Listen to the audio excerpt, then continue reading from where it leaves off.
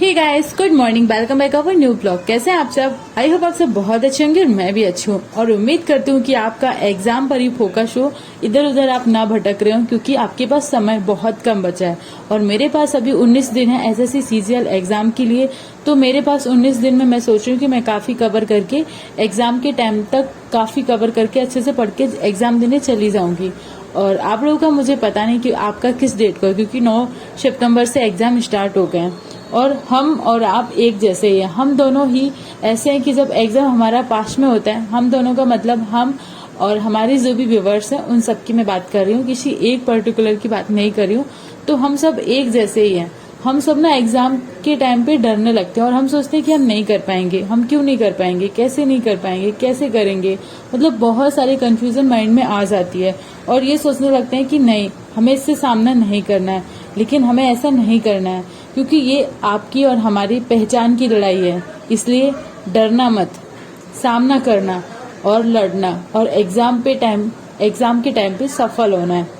हमारी जर्नी कैसी है आपको बताते हैं।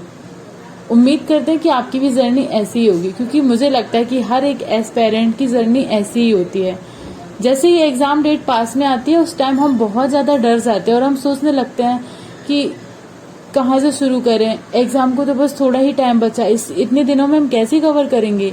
और ये डर सिर्फ मेरा नहीं है, हर एक वो एस्पिरेंट का है जो पढ़ाई कर रहा है और सालों मेहनत करने के बाद जब एग्जाम की डेट आती है तो कंफ्यूजन में चला जाता है, क्योंकि समझ नहीं आता। सच में ये हकीकत है, ये सिर्फ मेरी नहीं है, हर एक बंदे की तो है। हमें इससे बचना कैसे है? इसके दो तरीके हैं। पहला तरीका है कि हम डिप्रेशन में चले जाएं, सोच में पड़ जाएं कि हम एग्जाम देंगे कैसे, करेंगे कैसे। और दूसरा तरीका है कि हम उसका डटकर सामना करें। जैसे हमारे सामने एक शेर आगे खड़ा हो गया, अचानक से तो नहीं खड़ा हुआ, क्योंकि हमें इस चीज का पहले से पता है, क्योंकि हम सालों से इसकी मेहनत कर रहे हैं।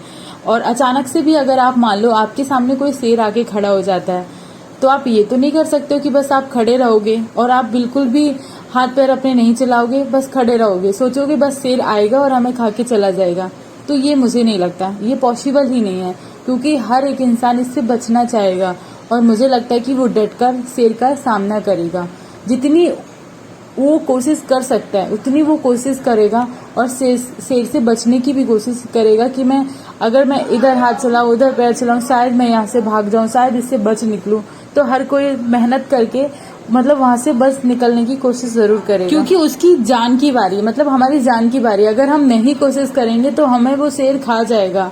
वैसे ही हमारी यहाँ पर लड़ाई है किसकी? स्वाभिमान की, सम्मान की और हमारे माता पिता की आदर की, क्योंकि उन्होंने बहुत मेहनत करके आपको यहाँ पर लाके खड़ा किया है। बस आप ऐसे तो उसको छोड़ नहीं सकते हो। आपके पास अभी अपॉर्चुनिटी है, आप अभी कर सकते हो।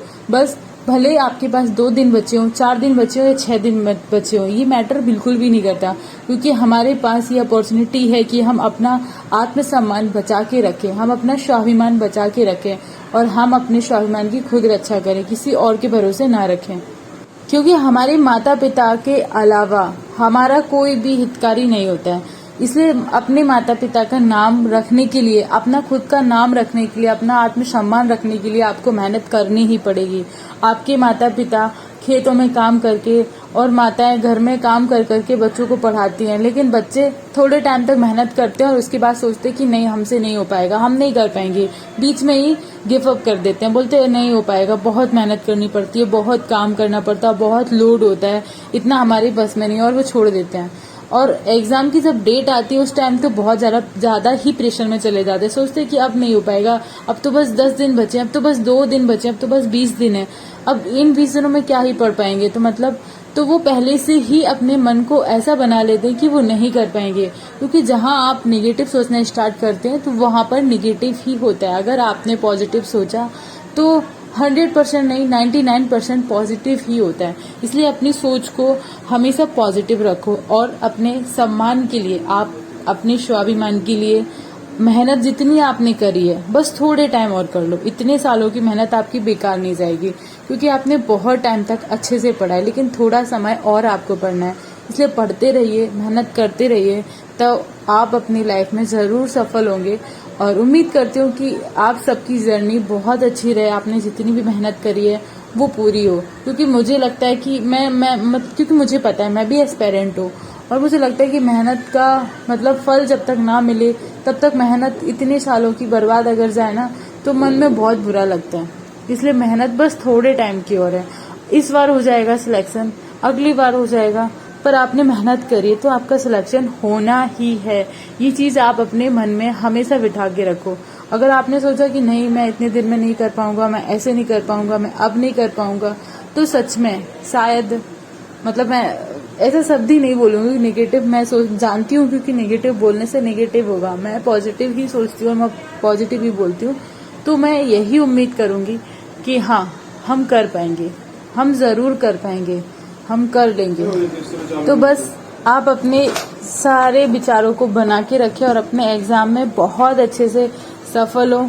और जब भी एग्जाम हो उस दिन भी पॉजिटिव सोच के जाएं, पॉजिटिव थिंग्स रखें। तो आई होप सारे क्वेश्चन का आंसर भी आप सब अच्छे से कर पाएंगे, और उम्मीद करती हूँ मैं भी बहुत अच्छे से अपना एग्जाम दे के आऊँ।